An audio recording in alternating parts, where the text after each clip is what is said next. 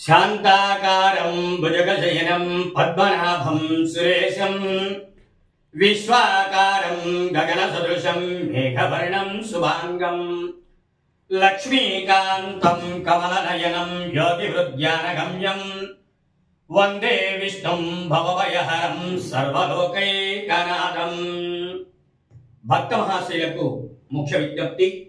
స్థానిక బాపట్ల చీలు రోడ్డులో వేంచేసినటువంటి శ్రీ రుక్మిణీ సమేత పాండురంగ స్వామి వారి దేవాలయ ప్రాంగణమందు ఈ నెల 6వ తారీఖున తొలి ఏకాదశి పర్వదినాన్ని పురస్కరించుకొని మన పాండురంగ స్వామి వారి దేవాలయ ప్రాంగణమందు రేపు ఎల్లుండి స్వామివారి దేవాలయం క్లీనింగ్ కార్యక్రమం ఉన్నది.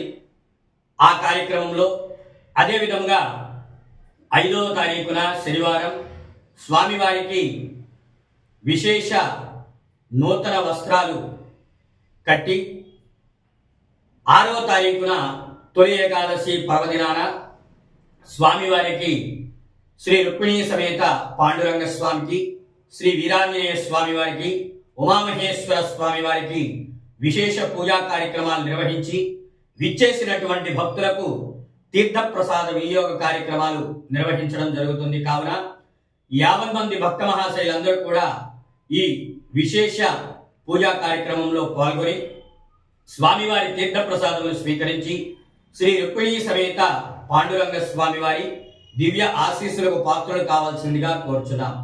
అదేవిధంగా ఈ పూజా కార్యక్రమాలకు సహకరించేటువంటి భక్తులు 5వ తారీఖు లోపల పూలదండలకు కానీ, స్వామివారి ప్రసాద వినియోగానికి కానీ, స్వామివారి నూతన వస్త్రాలకు కానీ, పూజా సామాగ్రికి కానీ ఎవరైనా భక్తులు సమర్పించాలనుకున్నవారు 5వ తారీఖు లోపల దేవాలయ ప్రాంగణం వద్ద మీ రుసుము చెల్లించి పూజా కార్యక్రమాల్లో పాల్గొని స్వామివారి దివ్య ఆశీస్సులకు పాత్రలు కావాల్సిందిగా కోరుచున్నాం.